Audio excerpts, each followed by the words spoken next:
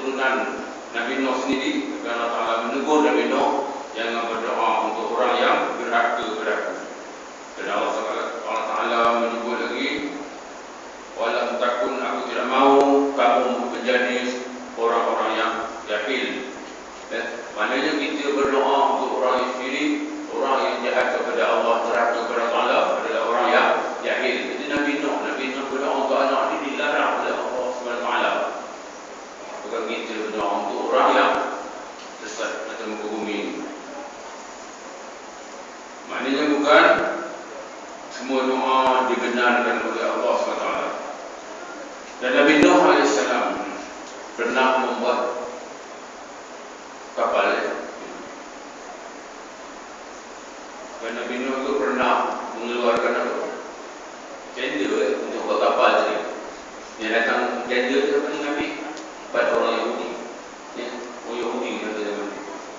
Walaupun Nabi Nuh telah menjauhi masyarakatnya agar dapat bekerja dengan tenang tanpa gangguan bagi wisata kepada kapalnya, namun dia tidak luput dari ejekan dan cemoohan. Oleh kerana itu Nabi Nuh ni termasuk dalam Nabi yang ulul azmi, yang banyak ujian dia, yang banyak cubaan dia. Isteri dan anak yang tidak mengikut perintahnya.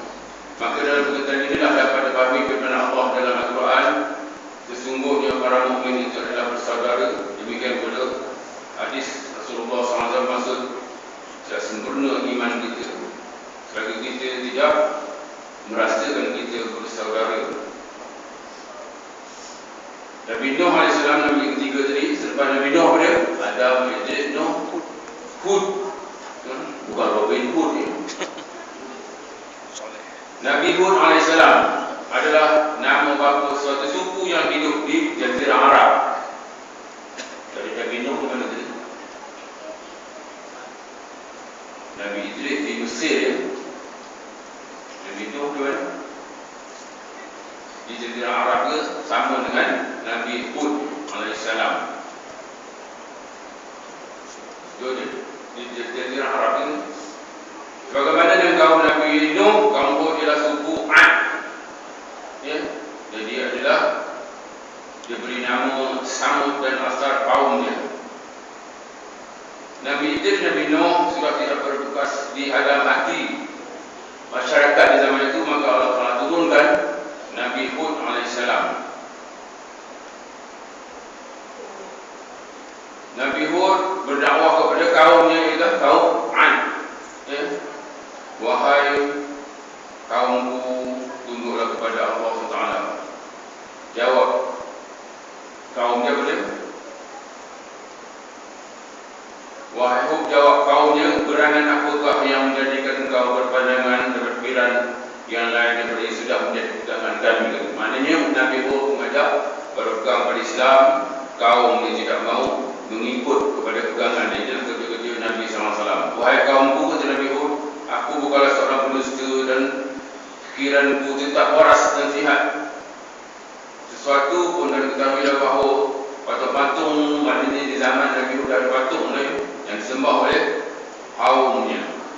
Tidak lari daripada patung-patung berhala. Kaum Ad bertambah ragu kepada dakwah Nabi Hud AS. Dan Allah Ta'ala memberi pembalasan kepada kaum Ad yang membangkang Nabi Hud tadi dengan bala, sebagaimana turunnya bala Nabi Nuh adalah banjir besar yang berlaku. Ada orang cakap dia datang ke bumi ini semua tahu dia datang. Memang tak dia datang lah. Tak ada sebab dia banjir daripada Nuh. Sebab apa? Keingkaran kaum dia. Terjadilah bala yang diturun oleh Allah SWT adalah kerana keingkaran sesuatu kaum. Kisah Nabi Hud dalam Quran diceritakan oleh Allah dalam surah oleh Allah SWT dalam surah Hud ayat 60. Surah Al-Mu'minin, surah Al-Mu'minun ayat 1 hingga 31, surah Al-Aqaf ayat 21 hingga 26, dan surah Al-Haqqah ayat 6, 7, 8. pentingnya pelajaran daripada kisah Nabi Hud ialah memberi contoh kepada kita sistem yang baik yang patut ditiru dan diikuti oleh juru dakwah adalah beliau menghadapi kaum yang sombong dan keras kepala itu dengan penuh kesabaran. Tidak ada lain apa yang berjuang oleh Nabi-Nabi, semuanya menghasilkan kesabaran. Oleh kerana itu Allah Ta'ala menyeru kita semua pada Ya ayyuhallazina amanu isbiru Ya ayyuhallazina amanu ista'inu bis-sabri was-salah. Ya. Wahai orang beriman, minta tolonglah kamu dengan sabar dan solat. Maknanya sebelum solat Allah Ta'ala suruh kita bersabar. Innallaha ma'as sabirin. Ini ayat surah Baqarah. Sesungguhnya Allah Ta'ala bersama orang yang sabar. Selepas Nabi Hud kepada Nabi Saleh. Ya. Nabi Saleh alaihissalam berdepan dengan kaum Samud. Kaum Samud adalah mempunyai kemakmuran hidup, ya. Dia hidup di musim panas, duduk dalam tempat sejuk, ya. Musim sejuk duduk tempat panas. Dah ada sistem yang berlaku di zaman Nabi Saleh alaihissalam.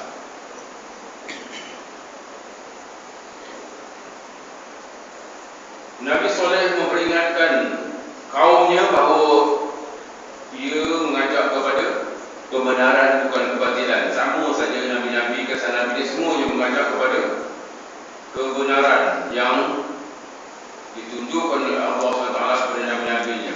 Walau bagaimanapun gagal dan tidak berhasil usaha Nabi Saleh, dan dilihat dia bahkan makin giat menarik orang pengikutnya mungkin giat menarik pengikutnya lain supaya tidak mengikut Nabi Saleh. Maknanya Nabi Saleh juga menghadapi penentangan daripada kaumnya sendiri.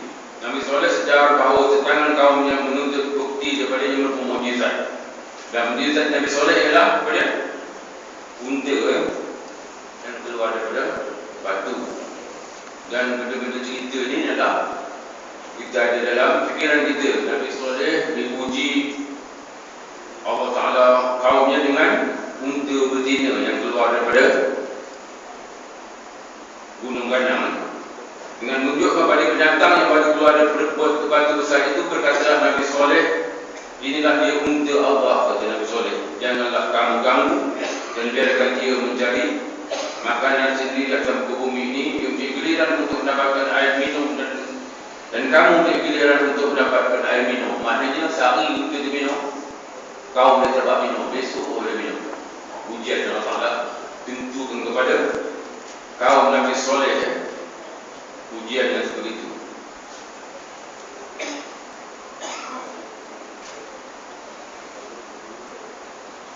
Menurut al-Tafsir bahawa Allah dan Rasul Nabi Saleh memberi waktu 3 hari untuk memberi kesempatan sebelum bala itu. Di mana yang Allah Ta'ala sentiasa memberi kesempatan kepada hamba untuk bertaubat 3 hari.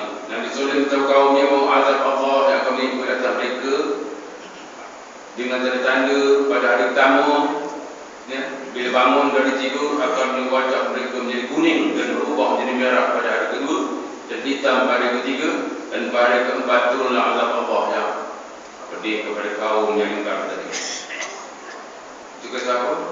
Nabi Saleh alaihissalam. Sebab Nabi Saleh pada Nabi Ibrahim alaihissalam. Nabi Ibrahim itu termasuk dalam Nabi yang ulul azmi. Dan Nabi Ibrahim adalah salah satu Nabi yang kita sebut di dalam tahiyat akhir kita.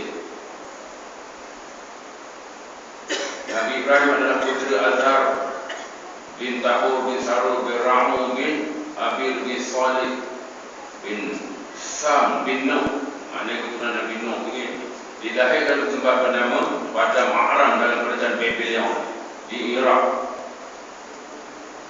Nabi Ibrahim AS yang banyak ujian dan ulul azmi yang kedua, selepas Nabi Nuh yang pertama, ulul azmi yang kedua ialah Nabi Ibrahim AS.